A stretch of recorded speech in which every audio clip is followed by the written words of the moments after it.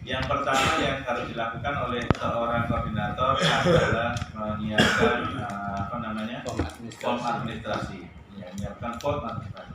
Administrasinya apa saja tadi sudah kita lewati, sudah kita pahami, mulai dari pembuka, jurnal, dan seterusnya. Yang kedua adalah bertugas untuk pengelompokan, tidak hanya siswa, tapi juga menentukan guru harus ditempatkan di mana dan seterusnya. Kemudian wujud dari pengelompokan itu nanti modelnya seperti yang ada di depan ini, sudah terjadi petak-petak gitu ya, satu guru tempatnya di mana, kemudian jumlahnya berapa, anak-anaknya siapa saja. Di awal semester atau di awal tahun ajaran baru biasanya teman-teman sudah punya seperti ini. Nah, yang membagi seperti ini adalah koordinator dari hasil placement test yang dilakukan. Kemudian teman-teman yang ketiga adalah tugas pokoknya adalah coaching dan supervisi.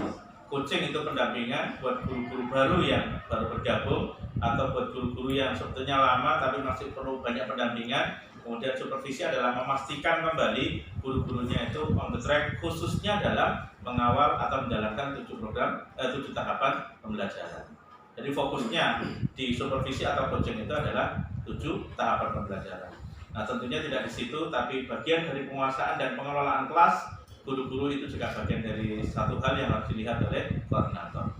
Kemudian pembagian pembinaan guru Al-Quran di mingguan ini wajib sifatnya, yang isinya 2 hal. Yang pertama adalah tadarus baca simak mingguan sebagai penjagaan kualitas bacaan. Yang kedua apa? Problem solving terhadap masalah-masalah yang terjadi dalam dinamika pembelajaran selama 1 pekan. Ya.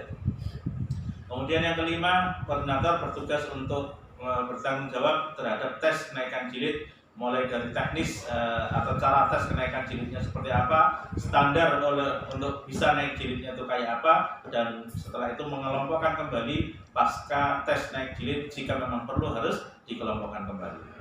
Yang keenam adalah melaporkan hasil perkembangan pembelajaran Al-Quran kepada atasan. Ya, kalau koordinator di lembaga formal berarti kepada kepala sekolah dan seterusnya. Baik itu laporan yang sifatnya bulanan, baik itu yang sifatnya semesteran. Ini yang diharapkan. Kalau toh tidak bisa bulanan, paling enggak minimal 1 semester sekali, koordinator itu wajib memberikan laporan perkembangan terhadap pergerakan siswa yang dulunya di awal semester itu dia jilid sekian, maka di akhir semester menjadi jilid sekian. Itu menjadi hal yang sangat penting. Diminta atau tidak, koordinator ini wajib memberikan laporan. Yang ketujuh, teman-teman, kita akan diskusi siang ini untuk maaf ini yang munakasyah dan yang selesai nanti yang ke-8. Yang ketujuh adalah munakasyah, ya, mempersiapkan munakasyah.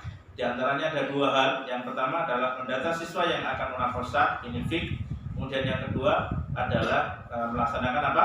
Pra-munakasyah bersama dengan tim guru senior yang ada di lembaga ini. Mendata ini dalam tanda kutip dalam menyiapkan datanya, foto termasuk itu ya, menyiapkan foto yang nanti akan digunakan untuk pengumpulan sertifikat, kemudian data alamat dan seterusnya, itu juga bagian-bagian yang disiapkan ya. Di antaranya salah satunya adalah form dan seterusnya, form munakasyah dan seterusnya, itu yang mestinya disiapkan oleh koordinator Al-Quran. Yang terakhir, teman-teman, kita akan berikan pemahaman, berikan penjelasan kepada para koordinator tentang pentingnya untuk mempersiapkan khataman dan imtihan. Ini adalah goal, ini adalah gawe yang besar menurut saya, sehingga persiapannya oleh koordinator terhadap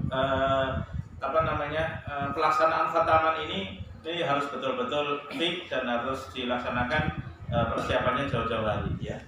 Apa saja yang perlu disiapkan? Yang pertama adalah menjaga kemampuan siswa dalam uji publik. Biasanya anak-anak pasca munakasyah yang dirasa sudah lulus, dia merasa santai karena sudah apa? Lulus. Maka kewajiban koordinator adalah untuk tetap menjaga kualitas bacaan. Kalau bisa sering berlatih, dan berlatihnya itu berlatih seperti waktu kegiatan khataman, itu yang mestinya dilakukan oleh koordinator. Berbeda dengan latihan ketika munakasyah ya. Kalau munakasyah itu kan latihan seperti itu. Tetapi ketika khataman itu seperti apa? Nah, bayangan khataman itu sebelumnya harus sudah terlatih kepada anak-anak, sehingga pada waktu acara khataman anak kita sudah tidak canggung lagi, sudah tidak asing lagi, seperti yang pernah dilatih oleh koordinator selama menjelang persiapan khataman. Yang kedua adalah desain khotamahnya, mau didesain kayak apa, tempatnya di mana dan seterusnya, mengundang siapa dan seterusnya. Ini adalah bagian-bagian yang harus dipikirkan oleh koordinator, ya. Kemudian kepanitiaan ini juga penting karena suksesnya sebuah kegiatan itu pasti tergantung dari kekompakan dari panitia yang ditentukan, gitu ya.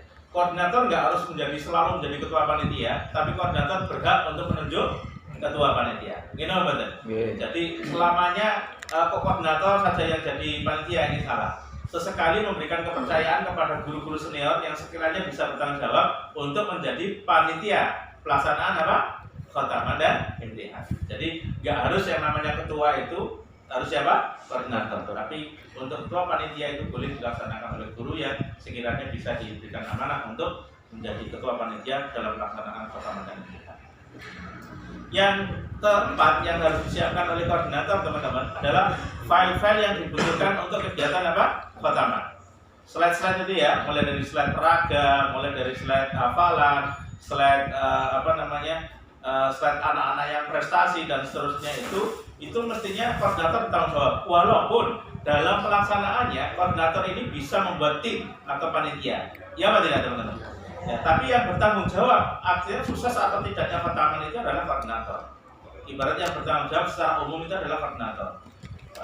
Nah, membuat file-file seperti ini bisa diberikan amanah kepada guru-guru yang punya ahli dan kompetensi untuk membuat slide-slide yang menarik, yang bagus untuk menunjang dan lebih menariknya kegiatan khotamah dan imtihan yang akan dilaksanakan.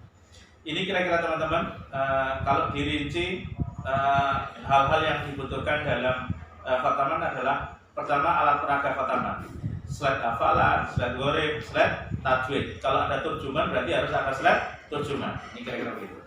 Jangan sampai dalam pelaksanaan itu ada miss hingga waktunya dibutuhkan hal-hal ini terlupakan. Slide susunan acara juga penting untuk ditampilkan pada saat MC menyampaikan rundown kegiatan khotamah, itu diiringi dengan slide susunan acara yang ditampilkan.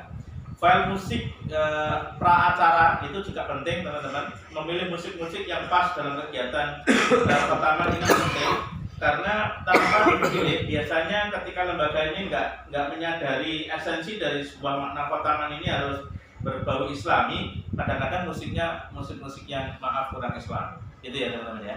Jadi tolong, ini penting.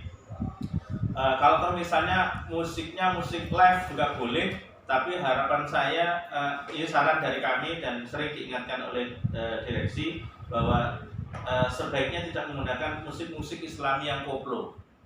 Tahu nggak musik Islami yang koplo? Ada kan ya? Sholawat koplo, ada nggak? Ada. Nah, sebaiknya apalagi dibanding katanya. Jadi ini penting, teman-teman, untuk menjadi pemahaman. Jadi kalau ada musiknya yang sebatas musik yang wajar, dan kalau bisa yang Islam. Musik yang untuk menunggu undangan hadir itu biasanya kan ada macam. Kalau musik khotamahnya udah jelas, untuk pengiring seperti ini, untuk anak naik panggung tidak ada jelas. Nah, biasanya yang rawan untuk itu ya yang di luar acara, yang waktu menunggu undangan itu biasanya musik-musiknya nggak karuan itu. Yang suka dangdut koplo, dangdut koplo. Padahal acaranya khotamah. Rundown acaranya seperti apa? Ini penting sekali untuk dipastikan oleh koordinator dan antum nanti dalam menyampaikan pembinaan kepada koordinator ini harapannya tidak terlalu banyak bid'ah yang dimasukkan di dalam acara khotamah, gitu ya. Biasanya wakil tambahan ini, sehingga acara esensi khotamahnya malah nggak dapat, gitu ya. Terus rundown untuk bisa bagaimana khotamah itu selesai sebelum sholat zuhur kalau pagi hari dimulai, ini penting. Maaf, ini sebagai kritik saja ke teman-teman di Lamongan. Saya sering undangan khotamah di Lamongan itu nabrak sholat zuhur. Azan itu terus saja. Itu saya 1-2 kali itu masih terjadi. Ini saya rasakan. Mudah-mudahan ini kritik yang baik ya, teman-teman ya. Jadi kalau bisa ya pas adzan itu sudah selesai. Karena itu nggak banyak bid'ah yang ditampilkan di awal, sehingga proses itu bisa selesai sebelum adzan zuhur. Kebiasaan kami begitu, teman-teman, nggak nyaman, sangat nggak nyaman bila mana kita teriak-teriak, apalagi ada musik-musik yang masih menggelegar di situ, sementara azan kumandang azan zuhur itu terjadi. Kegiatannya khataman imtihan begitu loh. Kan nggak pas ya teman-teman ya. Nah ini penting untuk menjadi sebuah evaluasi kita. Kalau bisa kita bangun sedemikian rapi image yang ada di bumi ini untuk membudayakan hal itu. Buat kita yang menganggap itu tidak masalah dan seterusnya, tapi buat orang yang peka itu masalah teman-teman. Gimana Pak? Buat orang yang peka, yang tingkat keislamannya mungkin lebih hati-hati daripada kita gitu ya. Orang itu akan menganggap masalah itu, gitu, mengacara kok saya lanjut aja. Nah, apalagi masih panjang sambutan-sambutan dan seterusnya. Oleh karena itu, rundown acara ini menjadi sebuah yang penting. Dari menit ke menit itu dipastikan terjadi dan kalau bisa tidak sampai nabrak seratus. Alat dan bahan yang dipakai dalam khataman ini juga pasti diperlukan, khususnya aksesoris yang dipakai di dalam kegiatan khataman dan imtihan itu apa saja ini tolong juga disiapkan. Yang terakhir adalah menyiapkan kepanitiaan yang solid untuk suksesnya terselenggaranya khataman dan imtihan. Ini teman-teman kalau didetailkan apa-apa yang perlu disiapkan oleh koordinator dalam melaksanakan kegiatan khataman dan imtihan. Tentunya tidak hanya sesederhana ini, hal yang lebih detail dalam menyiapkan khataman tentunya banyak hal yang tidak tertuang dalam slide yang saya sampaikan di kesempatan siang hari. Paling akhir teman-teman, satu hal yang menjadi catatan kami, komunikasi itu ternyata merupakan hal yang sangat penting untuk dibiasakan di dalam beraktivitas dan berinteraksi di dalam masyarakat, khususnya koordinator Al-Quran terhadap anak-anak, koordinator Al-Quran terhadap guru, koordinator Al-Quran terhadap kepala sekolah, koordinator Al-Quran terhadap wali murid dan seterusnya. Ini penting sekali. Jadi contoh misalnya apa yang harus dibangun komunikasi skill koordinator Al-Quran kepada siswa.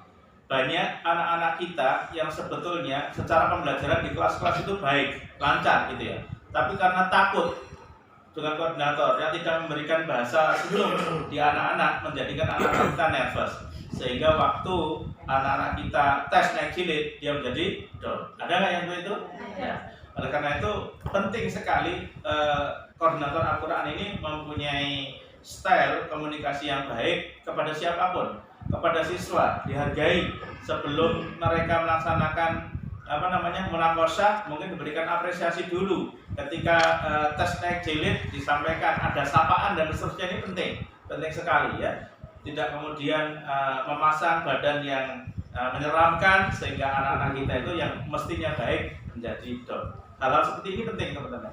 Ini bukan materi, tapi ini sesuatu hal yang penting untuk disampaikan kepada koordinator agar menjadi orang yang lebih baik dan bisa diterima di semua hal. Kepada guru juga begitu. Contohnya misalnya ketika menyampaikan feedback setelah supervisi. Ini kalau nggak hati-hati, kesan yang disampaikan koordinator itu selalu sesuatu yang salah yang disampaikan. Iya nggak? Seperti kayak koordinator itu nggak lego kalau nggak ketemu banyak yang salah. Padahal kira-kira yang benar itu, yang baik itu banyak nggak? Banyak. Oleh karena itu sampaikan besok kepada koordinator bahwa sebelum menyampaikan sesuatu hal yang kurang, sampaikan kelebihan dulu. Yang baik-baik itu sampaikan dan berikan berikan pemahaman yang baik bahwa menyampaikan hal yang kurang itu jangan menggunakan kata-kata yang negatif, tapi gunakanlah kata-kata yang positif. Itu penting sekali teman-teman ya. Sehingga yang terkesan oleh guru itu tidak sesuatu yang salah saja, tapi yang baik diapresiasi, yang kurang diberikan pemahaman dan seperti apa atau bagaimana mestinya mereka harus memperbaiki. Gitu ya teman-teman ya. Jadi bahasanya bahasa positif, diteruskan, bukan bahasa tapi atau namun. Gitu ya. Penguasaan kelasnya saya sudah bagus, tapi ya ini kawenan. Penguasaan kelasnya Ustazah sudah bagus, yang perlu diperbaiki, begitu bahasanya. Yang perlu diperbaiki ke depan adalah bagaimana Ustazah ini misalnya Ustazahnya mau masih masukan tentang disiplin waktu gitu ya. Ustazah ada baiknya atau alangkah lebih baiknya ke depan kita lebih tepat waktu lagi dalam masuk kelas-kelasnya. itu beda dengan saya menyampaikan tidak boleh terlambat lagi ya datangnya ke kelas ya, ini beda ya dengan bagaimana tadi alangkah baiknya kalau ustaz dan ustazah ini datang di tempat mengaji atau kelompok mengajinya lebih tepat waktu. Ini positif Ustaz ya. Jadi ada beda kata sedikit, esensinya kan sama atau betul? Sama. Ustazah sebaiknya jangan terlambat lagi ya ke sekolah. Kan dengan ustaz dan ustazah alangkah baiknya kalau ustaz dan ustazah ini datang ke tempat ngajinya itu lebih tepat waktu, mendahului anak daripada anak-anak sudah siap sementara kita belum datang. Itu jauh lebih elegan. Sepakat ya teman-teman ya. Nah ini kalau tidak diberikan skill komunikasi ini kepada mereka, bisa jadi mereka itu ngomongnya sesuatu yang negatif terus yang muncul. Paham ya? Ini salah satunya saja yang saya berikan kalau nanti antum sedang membina para koordinator untuk mengikuti kegiatan ini. Kepada kepala sekolah juga gitu, merasa kita yang butuh kepala sekolah, bukan kepala sekolah yang butuh kepada kita, diminta atau tidak itu laporan tersampaikan. Dan saya tuh lebih suka sebelum kepala sekolah itu meminta, kalau koordinator mau memberikan itu jauh lebih bagus. Dan itu biasanya kepala sekolah senang dengan model kayak seperti itu. Sebelum diminta laporannya, koordinator sudah memberi